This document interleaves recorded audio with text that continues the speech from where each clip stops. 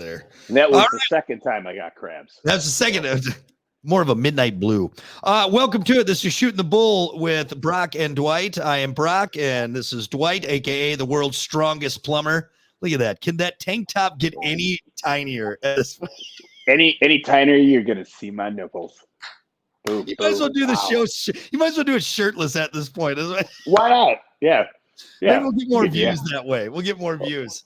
From gay dudes. Yeah, they'll love it. They'll love it. A view's a view. Hey, views of view. It doesn't matter. We're equal opportunity viewers on this. All right, we are. Right. We are. A view's a view and a mouth's a mouth. That's right. Hey, lips have no gender. That's what I was always told. Right? Exactly. People don't seem to jump onto that as much as I'd hope so. But anyway. No. So welcome to it. Obviously, we have already covered a lot. We started off with aliens, and then we got into weather balloons, which could have been spy balloons, but then they turned out to be weather balloons. And then we started talking about what else is up in the air. And the weather balloons kind of got that conversation started because we're like, all right, this shit's up flying around. And there's a lot of stuff that is up there in the atmosphere that the government has sometimes said, oh, yeah, that's ours. Sometimes they say, we don't know what it is. Here's our files redacted, yada, yada, yada. And we kind of ended the last episode on the stuff that is up there, whether it be a weather balloon or more advanced. And then we kind of ended with Bob Lazar, and he's kind of the linchpin in this. And we're going to talk about the tech on that. So we've gotten past the weather balloons. We realized that it was just some guys down in Illinois. That's not what we're concerned about anymore. However, there is a conversation that could be had about possible objects in our skies that are flying around that maybe we, don't know exactly what they are. We know what they are, but we're not privy to the tech. Are we working on it? Is it government sanctioned? Is it from other governments? Where do you want to kick off for this, Dwight? Because I know we talked about some previous statements made from Navy pilots. A friend of yours, a guy that you know, that's like, dude, there's shit up there.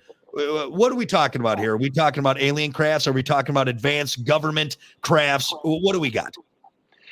Yeah, it's 100% not. I'll tell you this right now. I'm not sure of a lot of things about what's going on, but 100%, this is not our stuff, and we're not. And if we're in possession of some of this stuff from crashes, things like that, maybe it was. I don't know. You get into this too. Maybe it was traded for certain icky shit, right? Okay. It's we're not taking this stuff up and flying it. We're not. It's something. It's out of this earth. It's out of this world. Let's talk about Bob.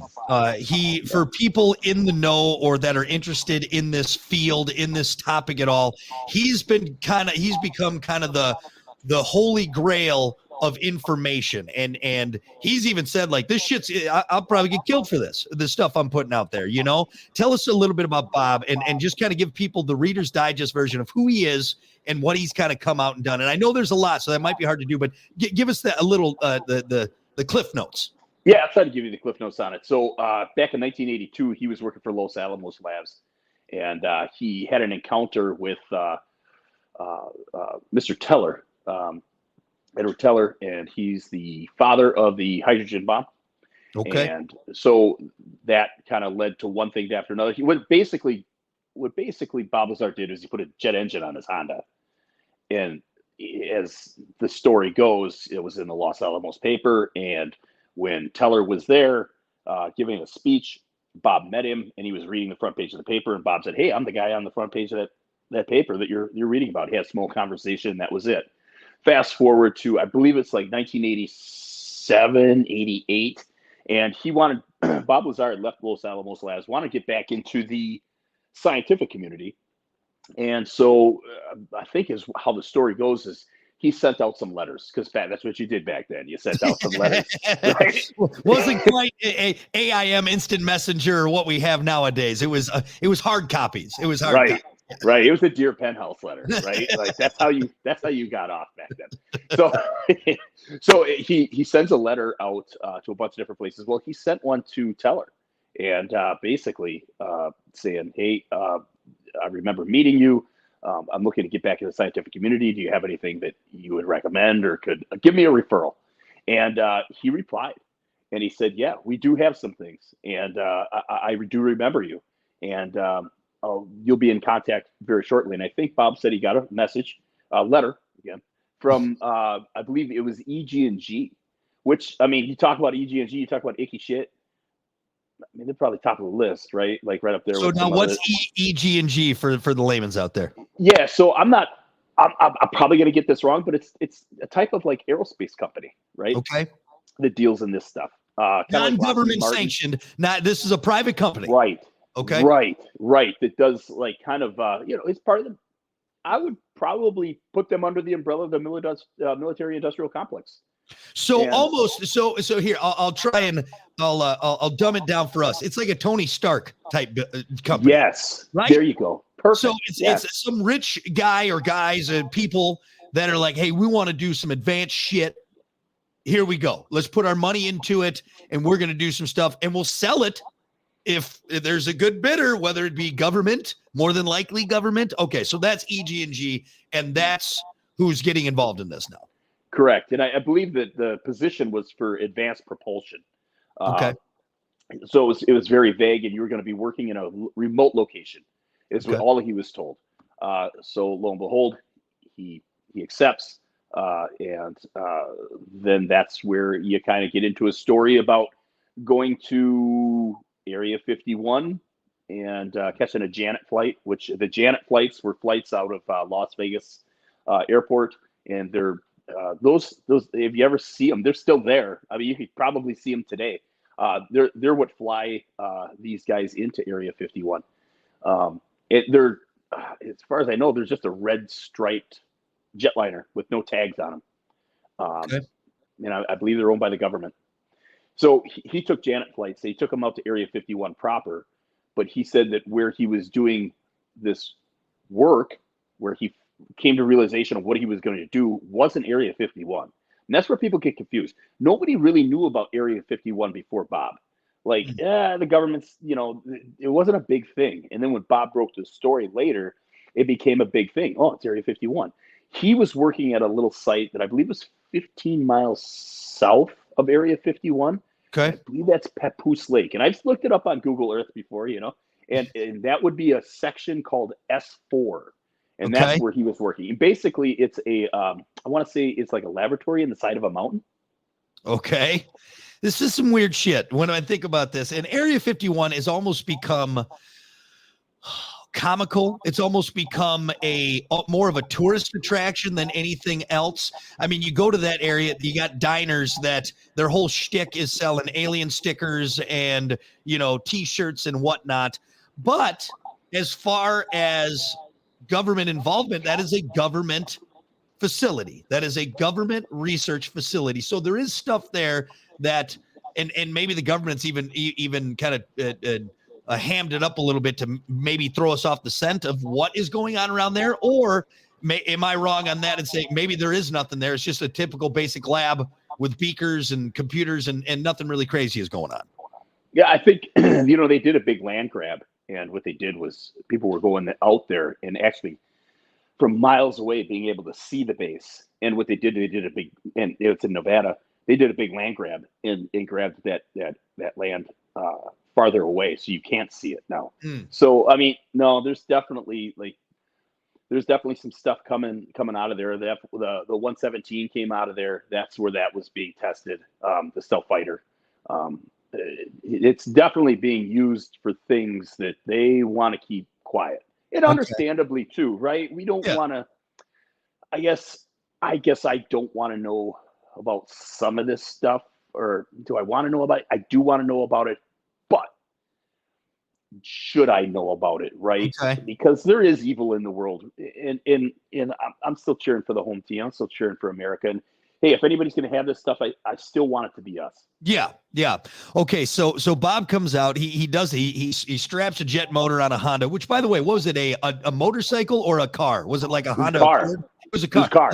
A Honda Accord? Is that what it was? It was something like that. It was something goofy. I can't remember what he said. It was the Civic or Accord. I don't know.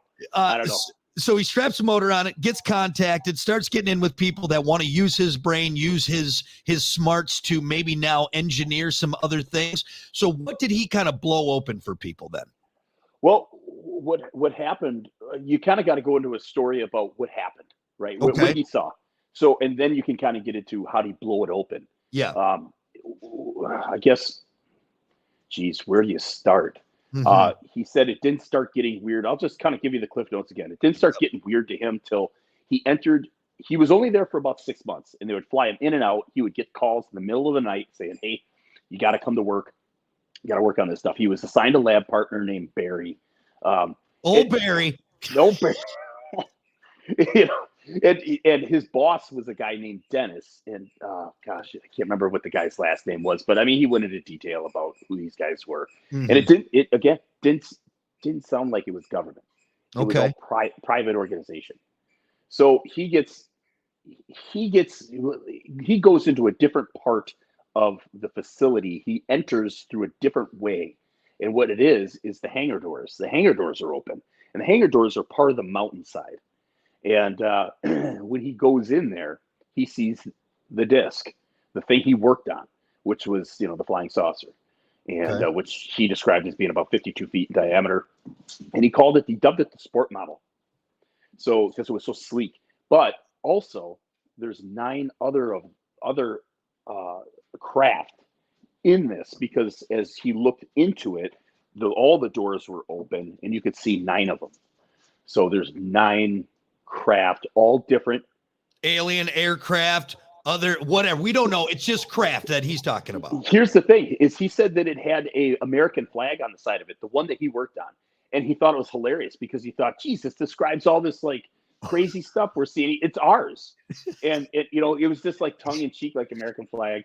And it's got an ass, gas, or grass. No one rides for free bumper sticker on that thing. Yes. I mean, yes. That? My Ford's got that. Jesus is my co-pilot, and we're cruising for pussy. And if it wasn't on there, I'd put it on there. Yeah, I'd put it, absolutely. Come on.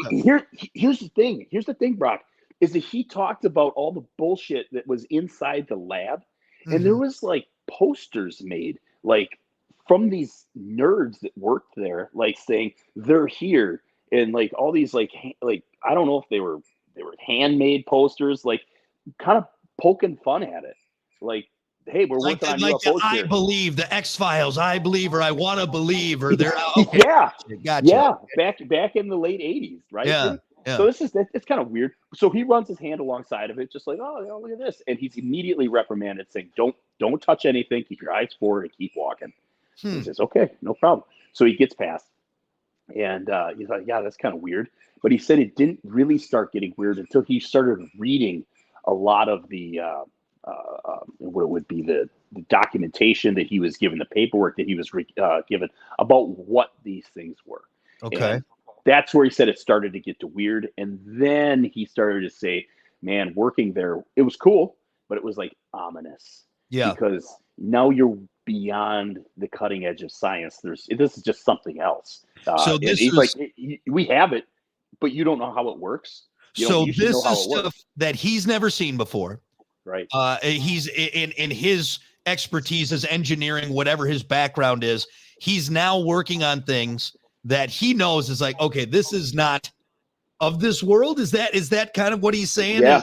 Yeah. Okay. 100%. He knew. He's like, this isn't anything that we have. And he said that the technology was quote unquote borderline magic, at how it operated, and how this is how it operated. Okay. This is interesting. So he said it operated on a reactor. So the reactor looked like a half a basketball sitting on a plate. And when the two were combined, that's when the reactor would turn on, right? So, in the fuel for the thing was called an element 115, which wasn't on the periodic charts back then, but is now. But it was a stable version of element 115. We can only create an isotope that it lasts for milliseconds, right? Mm-hmm. And then it decays. It's radioactive. So he said this was the stable version of that. And, the craft itself, how it operated was you was load bearing. So you put the hemisphere on top of the plate, everything would turn on. And he said, no wires anywhere. And this fits in exactly how all these other people have talked about like being inside these craft. This is all, there's like no wires hanging, you know, you Mhm. again think like a human, right? He Yeah. said the thing looked like it was made out of wax and then melted. And that's how he described it back in the 80s. Now he describes it as being no. Now I will describe it as being 3D printed because there was no seams, there's no right angles. Everything is just melded together. Even the console that the reactor sat on, the seats that were in it, three seats that were sitting in it, the three seats that were made for something half his size, 3 feet tall. It said was all just melded together. Everything had a purpose, and Hmm. everything was clean, and it was all a dark pewter color. So it appears that these things are, and again, we could get into that. We could get into something deeper too. What I'm believing, how this stuff operates, and what happens when you do operate it. But Okay, real quick, we'll touch on that. So his task to reverse engineer this stuff. his was the propulsion, reverse engineer the propulsion on the craft, and see Okay. how it worked. Yes. Now does his description, and you might have, but does his description match other descriptions pretty closely or exactly to maybe other people who have come out? Has anyone else come out and described these things or things similar with similar descriptions? Descriptions, yes, on how they fly. You know, eyewitnesses on how these things are actually propelling themselves, and Mhm. how how how they act. I want to say, right, Okay. and it makes sense when he gets into it. And what he says is there was three gravity amplifiers that hang below this thing, and they look like, for the lack of a better term, three trash cans hanging on a pipe. Okay. And what would happen would be there was like something called the Omicron formation of the thing, and then like a Delta formation. So it would basically, how the thing would go into like high speed flight would be, it would pivot on its side, and then so you look at it like a car with the wheels down. It Yep. would go on its side and it would travel that way. And why it was doing that, he said, is because it was creating, basically this thing was creating its own gravity, Oh, wow. which is something that, I mean, if dude, if you could do that, if you can manipulate gravity, create a Hmm. gravity field, you become a god. Yeah. And he said what the thing would do would turn on its side, it would fall into itself. So it made distance irrelevant. And we think like we think like humans. So Mm-hmm. we think like, oh, we're gonna go somewhere, we're gonna go real fast. No, he said it brings your destination to you, and that it can manipulate, again, it can manipulate space time. If you can make your own gravity field, you can manipulate time. And space and what we're, yeah. Okay, so let's dive in because I know this might be multiple episodes here where we talk about this, but now let's go into your little, we'll backtrack a little bit, what you think Mm-hmm. the Yeah. purpose of this or what that was, or like who's behind that. Dive into that a little bit. So what I want to get into is, it's going to get weird. All right. So, Hey, that's what we're here for, man. That's what we're here for. hey man, I've dated so many girls that as soon as the bedroom door closes, I just tell them Fucking that, and then we're weird. good. Okay. Gonna get weird. So, Light switch goes off. so what we're looking at here is, I don't think that they're, God, I don't think they're craft. I don't think they're things. I think they're living. You become them. Mm. And he kind of described that too.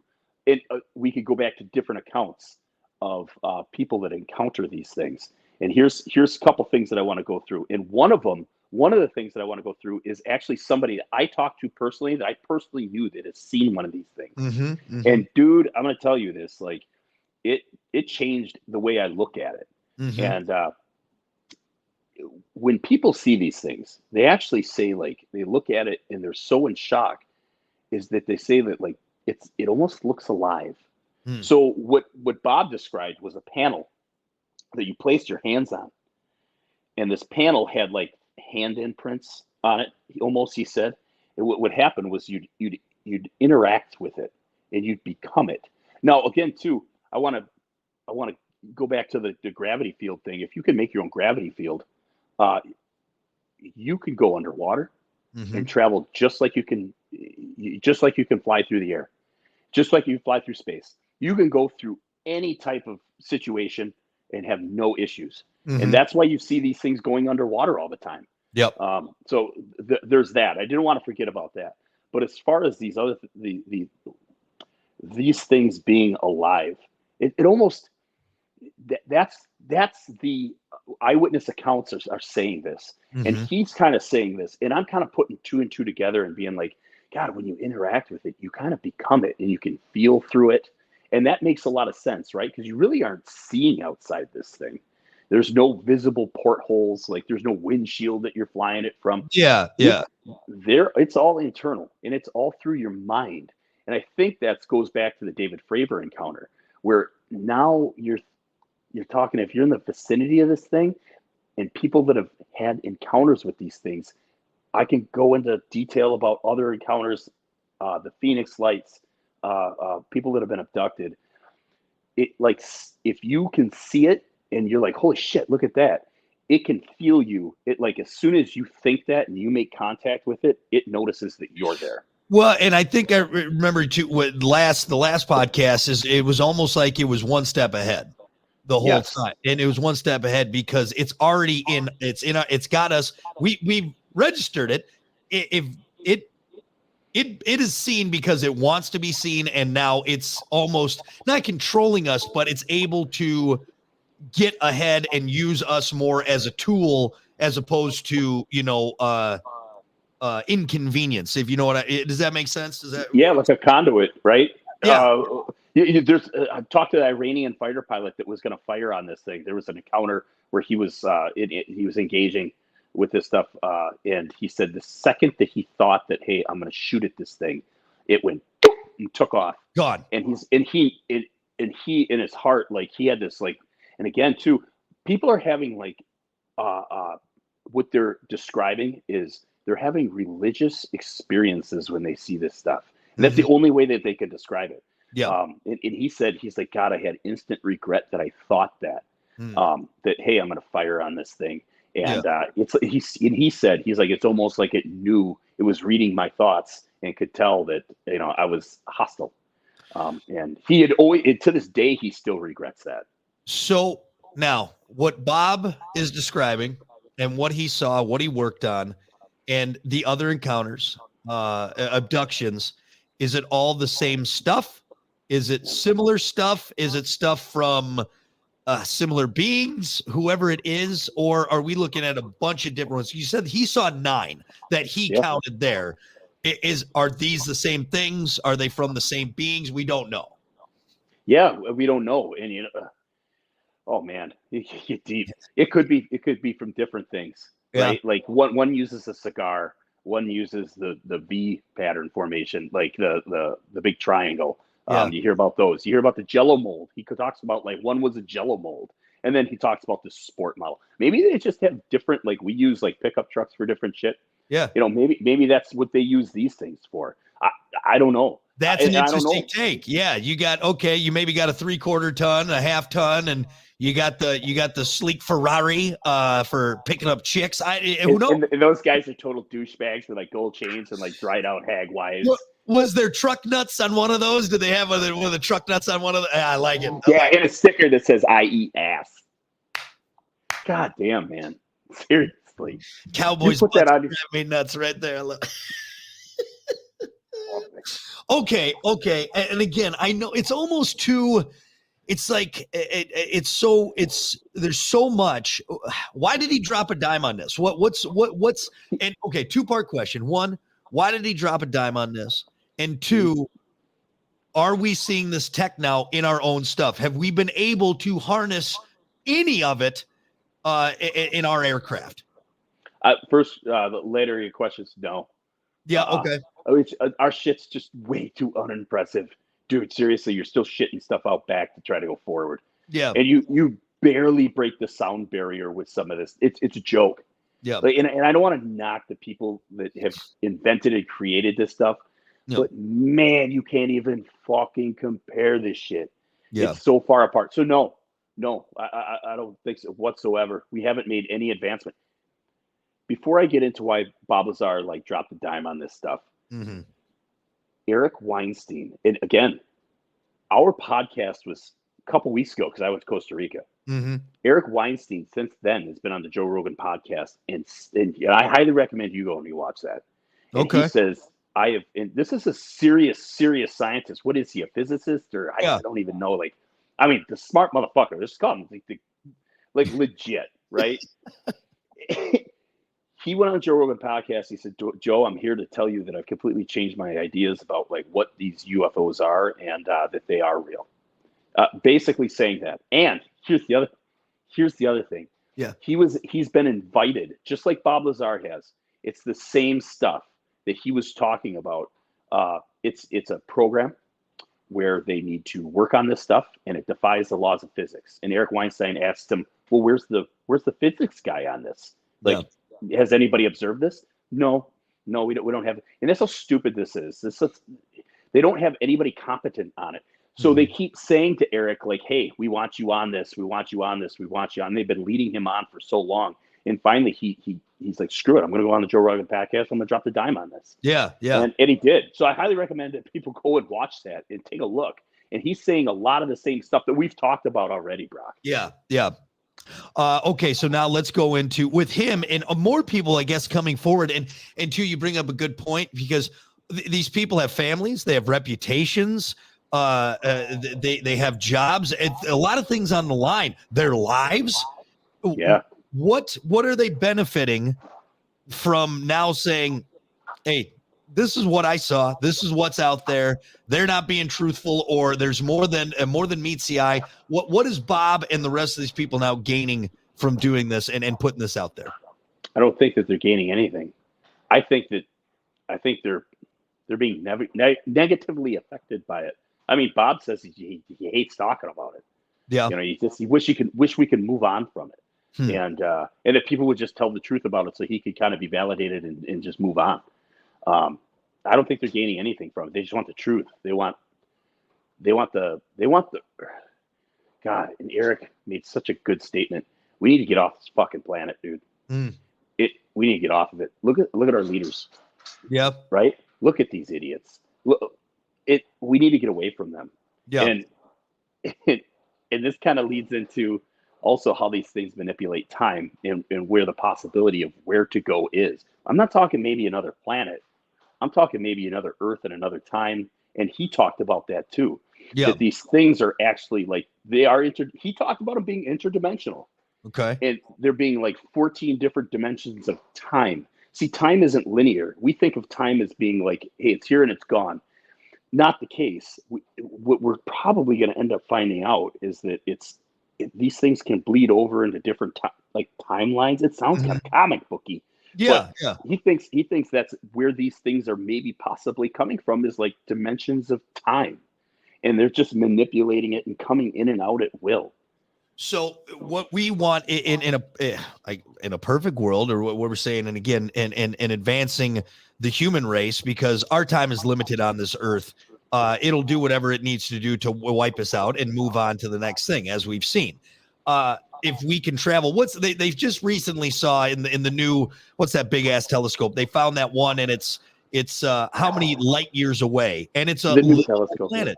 Yeah, you know what I'm talking about? Yeah, that new one. I can't remember what it was, but people were really freaked out about that new telescope because it was going to be like, holy shit, we're probably going to see some stuff now. Yeah, and including planets that could be Earth-like, which again, thinking like a human, we're almost selfish in to think that no, this is the only one. We're good. You can go in again deep space, like Mars. Who knows? Maybe Mars was an Earth-like planet, and then we fucked it up, and now it is what it is. We don't know. We obviously we're trying to figure all this out. But if we harness this somehow, can we now make it to these other dimensions, these other parts of the galaxy, millions of light years away, and it's not a thing anymore because we've now harnessed this technology? Yeah, if we could get away from like the potential of nuclear war, right? I mean, we're on the cusp of it right now. Yeah. So just, if you could jump in your own think about this, Brock. If you could jump in your own little UFO and think about this, you would take your wife and your kid with you but you couldn't take anybody else. You just go, right? You start over somewhere else in another part of time on an Earth where there's no people, right? Or there, before the time of people or something. Would you do it? I would. Yeah. I sure the hell would. Yeah. I'd get away from all these morons and the social media crap. Well, I'd go back to the way we're supposed to be. Yeah, when you see what we've become, and I don't know if there'll ever be a switch on that, or if we are in my boss is reading, he said it's like the sixth great extinction is what he's reading, and we're in it right now, and we're part of the sixth and final one. We're just where we're at, and we're doing it to ourselves, and we're watching it every single day. We're watching it unfold, and whether it's a land war between Russia and Ukraine and people, and now North Korea saying that if we shoot down any missile or anything, that is an act of war. I get it. We're doing it to ourselves. So now, is there an answer to get us into a better place that we may need to because of what we do to this planet? And is this the technology that's going to be able to do it if we can ever find a way to engineer it? Right. Yeah. You got to give people the freedom to be free. Yeah. And that scares the shit out of governments and people in power. Now, because they don't have any power. Did Bob? It's interesting to me with all the stuff that he worked on. Was there any notes from outside sources other than what the company that he was hired for? So from other beings, like, oh, here's some fucking hieroglyphic thing we found in the glove box of this thing, kind of like an owner's manual, anything like that? In the readings, he did say that one of them came from an archaeological dig, which, here's the thing too, is when he's saying that, is that, okay, is this misinformation put into this stuff? So if I go out and I leak this shit, then they know exactly where it came from, because they gave me the copy that said, hey, this stuff was from an archaeological dig, blah, blah, blah. He also said that that the craft he worked on came from Zeta Reticuli, which is a binary star system. Oh, okay. 30 light years away. So and again, though, is that misinformation too? And I don't know.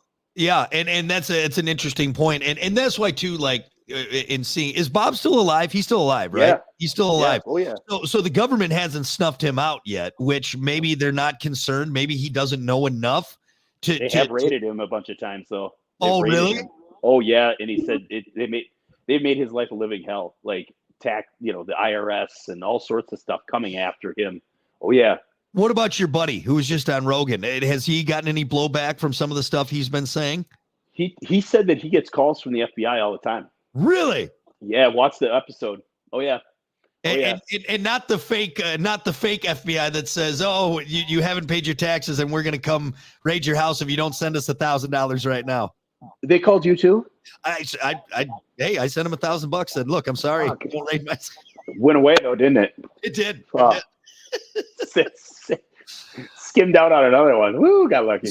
So, and again, we've talked about some of these, and there's so many. In how many, and maybe you don't have an answer for this, how many sightings and reports of these aircraft is there out there right now that are viable, from viable sources, not from Cletus in the trailer park, which again, maybe Cletus from the trailer park did see it, but I'm talking from Navy pilots. I'm talking from people like this. I mean, is there enough that it's like, okay, this warrants actual validity?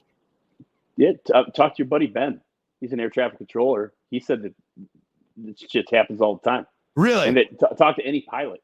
Don't talk to Lee. Don't talk to Lee. He's drunk after I don't believe he's a real pilot. I don't either.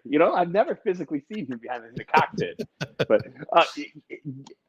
look at all these. Here's the dude. This is Eric said this too, and he described this perfectly. He said that there's all sorts of indirect evidence.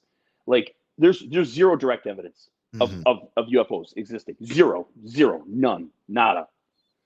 But there is all this indirect evidence all over the place of people saying like that this is real. And it's just so confusing, right? Yeah. And it's almost like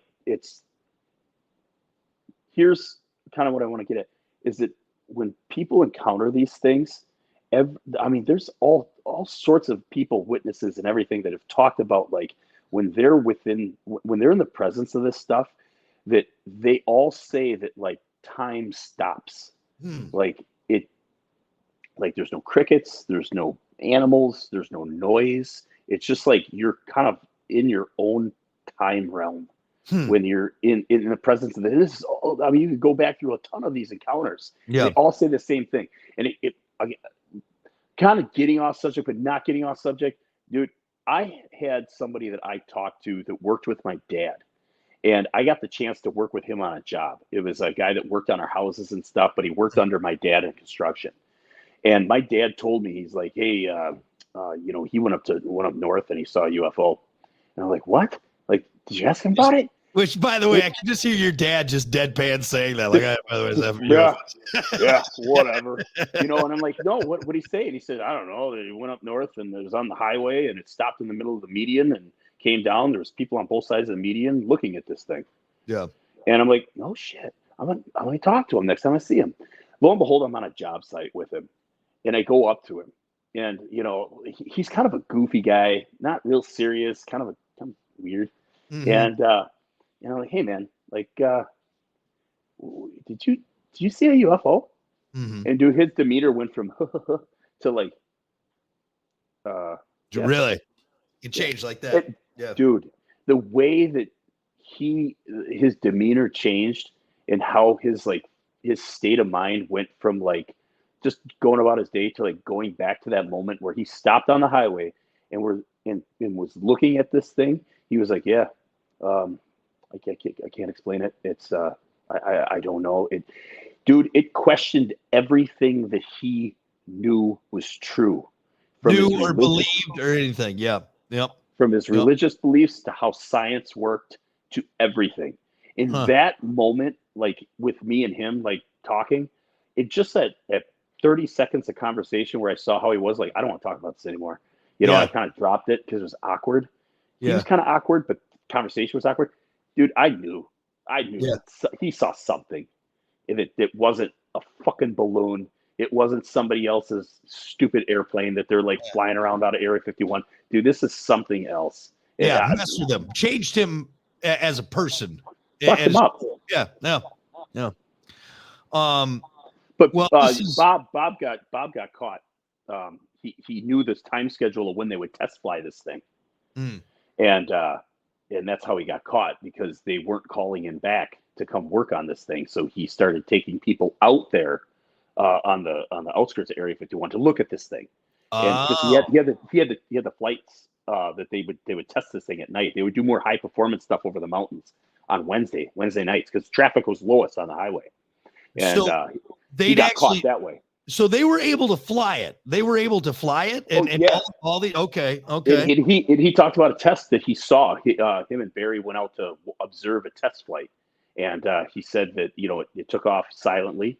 It took off quietly and then hovered silently. So it had a little corona discharge when it took off, and then it would just hover there silently. And he said it went up about 10, 20 feet, and when you went underneath it and looked at it, it was invisible, because the gravity wave around it was like a heart, and it would just bend light around it. So when you looked up at it, it was gone. It was like there was nothing there. And then when you stepped to the side of it, you could see it. Then you could see it. Okay, so that's people talk about that all the time too, about how these things fly kind of like all goofy too. And they're not very stable. And he said that's because of these like gravity amplifiers working in different directions. And everything. Okay. Yep. So almost like an invisibility cloak, but they're doing that with bending light and what's around the atmosphere around them. It's kind of it's kind of a side effect, I would say, of the gravity field. So he actually saw these ones. Now that's what I always thought with Bob, in the little knowledge that I have, is that he just saw these things in a hangar and never actually saw them operate or anything like that. He actually saw them do the test flight, according to Bob. One time. One time. And they videotaped the high performance tests at night when he brought a bunch of people out there. That footage you can go watch. Now it's old footage from an old camcorder, so it's like just a bunch of lights dancing around. Yeah, dude. Yeah, but he got caught, and so he got kicked off of the project and was threatened, and he goes into that too. But yeah, that's how this all kind of like came to fruition. And then the story broke. He went to the news, and that's how it kind of came to us. Yeah. So okay. So again, tech. because you and I are not in the ships and we have not seen that, we're civilians that are talking about it. Long story short, this tech is definitely otherworldly, not of ours, and we have come nowhere close to harnessing the power of this. But it seems like we're doing everything we can, at least whoever this is, government sanctioned, private sectors, to try and figure this out. We're not doing everything we can.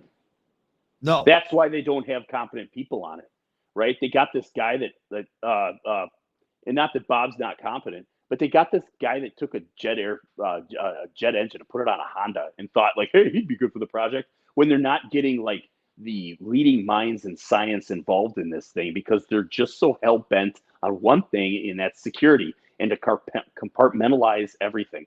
No, Eric Weinstein said that this program that he was going to go to was in Colorado Springs. So now, hey, is there multiple of these things all over the country? No, Brock, we aren't putting everything we have into it. Okay. No, we don't have the right people on it. Otherwise, we'd be cracking this thing. Then that's what we could. If we got the right people on it, we could crack this technology. Yeah, I think we could. Yeah, you get the right people and just expose it. Like, dude, bring it to the benefit of humanity. If anything's going to bring all of humanity together, dude, it's going to be this. It's like I said, it's free fucking energy for everybody. But here's the problem, though. There's a lot of people that are going to lose money with free energy for everyone. So and power. And power. So right there, I mean, that almost proves the point you're making, and also makes this a lot more sense. Is why let's try and harness it so we can make billions and billions and trillions of dollars. So let's just do what we can, keep this tight knit, because that's what it is. And again, I think we've said this in almost every podcast. The powers that be, they don't want to lose the money. There's a reason why we're still running all gas cars. I mean, shit, in the 70s, man, there was a car that ran on water, man. All right. Yeah. But joking aside, though, there's people that don't want to lose their power and don't want to lose their money. And so why crack this and make it free to everyone, or make this amazing thing and lose out on the possible profits that could be had with it? Yo, absolutely. Yeah. Like I said, you give this to like third world countries, and they're not third world countries anymore. Yeah. There is no more third world countries with this stuff. Yeah. It changes travel, how you travel forever. It's going to change. It's going to change everything. And if you can manipulate time with this thing, just think about that. Yeah. I mean, and then you got to think of the other side too. Like, dude, you make a electric car that goes 0 to 60 in 2 seconds, and like, can human beings really handle that? No, Some of them can't. Most of them can't. You do any driving around Gary, Indiana, and you realize that most 95% of people can't handle a regular car. All right, they can't handle their Kia Sorento, for fuck's sake. So yeah. No, absolutely not. Well, I think this was a cool little look into that. And again, for tech, for what we know, because we can speculate all we want, and you can hear what these guys say, but that's an interesting take, and it'll be interesting to see in the future what this could possibly bring for mankind, for the fate of our race, and what's going to happen, and humanity, and maybe we won't get to it. Maybe we'll fuck ourselves up before we even get to it, and that's our own problem. But it's definitely a possibility that, before I think I'm going to put this out there. I'm going to go ahead and say it. I think in your lifetime, my lifetime, whether I don't die in a car accident or something, but I think in our lifetime, dude, I think this is going to come to fruition. Like, we're going to find out. I think so. Yeah. You and me are going to live to see it. If not, your daughter is. You think about and where we're at technology wise, just in our own species, we've made leaps and bounds, and it's exponential, and it just keeps going, and it gets better and better. And we look at what AI is. So maybe there is a way that we see it in our lifetime. I mean, 20 years from now is a big deal, because you think about 20 years ago and where we're at now. I mean, shit, we've really changed since even 2003. You know what I mean? Well, Eric Weinstein talked about this too. Like, that's why I highly suggest you go watch it. I'm gonna go after this. I'll go watch it. That's 3 hours, dude. And he said that there's been a stagnation in the scientific discovery in physics. I believe he said since 1950, from 1953 to 1973, there was like this stagnation, and they're still going on. Now he says, if you look at things with screens, then yes, we have like been advancing. But he says, other than that, not really. Dude, look at it. We don't have a fucking space program anymore. We don't have NASA anymore. Oh, dude, you want to talk conspiracies? Dude, all those Nazis that were in NASA that made up NASA, they're dead. They're gone. Yeah. So all the smart motherfuckers, they're no longer there anymore. Yeah. And that's why in my opinion, that's why we can't go to the moon, is because all that mathematics and everything was in those guys' fucking heads. Yeah. We're fucking dumber. I disagree. I'm going to go ahead and I'm going to disagree with you. I think we're idiocracy. You think we're getting dumber? I think we're regressing. I definitely think we're regressing. Even and the only thing getting better are stupid shit. Like it's like stuff with screens that make us dumber. Yeah. But is technology going to help us get over our own dumbness? Or is it going to speed it up? I think it's going to speed it up like Einstein. Yeah. Einstein said that. Yeah. He's like, I fear that our own technology is going to make us morons or whatever, however he said it, Yeah. And he's just a stupid plumber and a dumbass fucking DJ saying this to you, but right? But it's true. I mean, look, and believe me, I feel like I do feel like our age of innocence died with smartphones. And don't get me wrong, it's amazing technology. But when that first smartphone came out, that changed us completely. Yeah. It changed society. It changed the brain, and we're seeing that. And again, I'm not going to sit here and say I don't enjoy a round of Candy Crush, or I don't enjoy snapping a photo and having that. You know what I mean? Like I don't mind but it changed. That was the end of the age of innocence, and also the end of the age of wonder, because we don't have to wonder anymore. Everything is right there, so that makes us lazy, and it makes us what's the word? We're complacent because we got it. We're just right there. We got it. We don't need to advance anymore. So maybe you're right. Maybe that's it. Yeah, it's right at our fingertips. You remember going and looking shit up in the library? Going and looking stuff up. Dude, we had encyclopedias from 1989. It was the encyclopedia book, the World Book. Oh, yeah. A set of them from 1989. And if you had to go do a school project, I had to go look up 1989 shit. For like my 1998 essays. Right? Like, yeah, that used to be a job. People used to go door to door selling encyclopedias. We got them.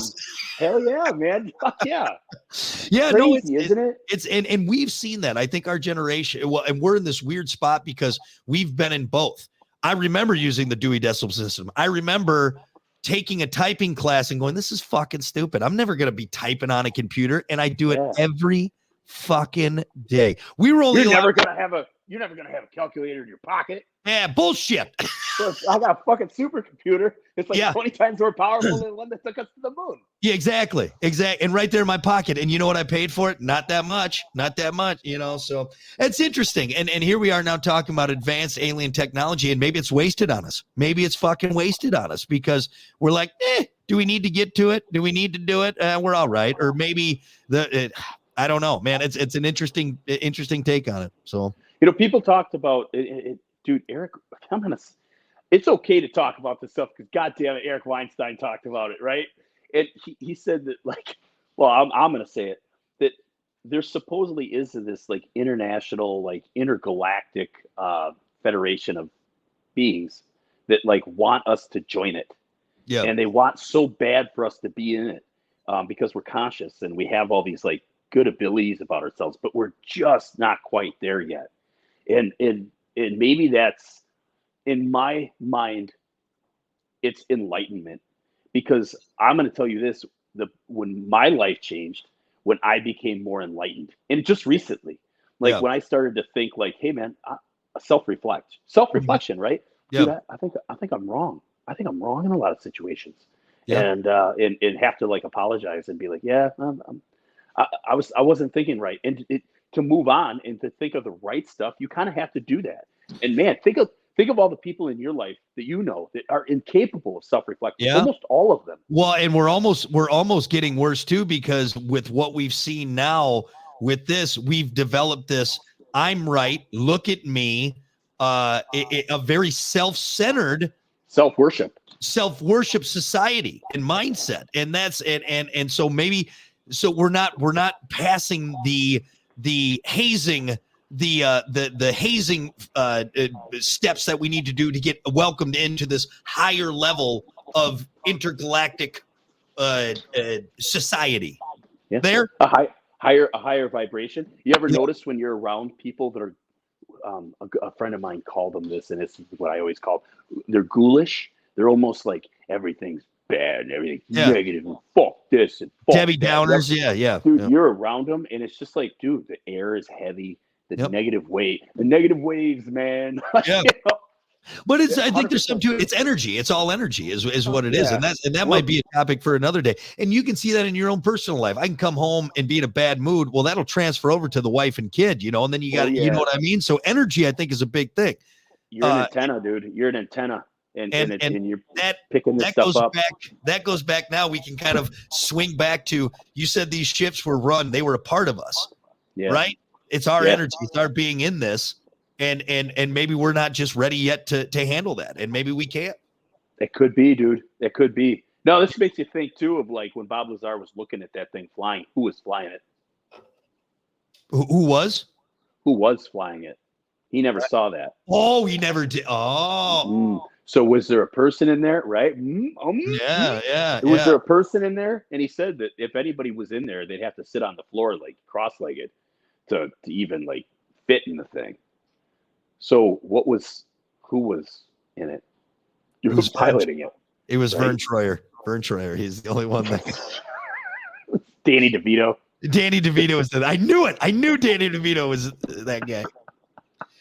Well, did we cover what we wanted to on this? I think so. This was good. Yeah. We had an offset. I guess now, what do we want to build on from here? What can we build on from this point? Where do you go from here, dude?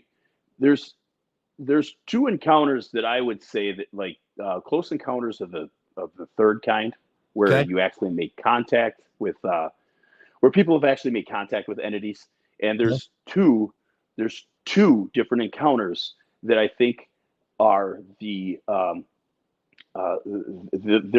the measuring point of like of close encounters of the third kind. They're what you want to look at. These cases are the things that you want to look at and be like, holy shit, how do you disprove this? Again, all sorts of indirect evidence, no direct evidence, but these two encounters. These two, the Ariel school encounter in Zimbabwe and the Brazil crash in, when was it? Like mid-90s? It was a Brazilian crash where not just one, not just two, not just three, not just four, dude, there was like hundreds of people.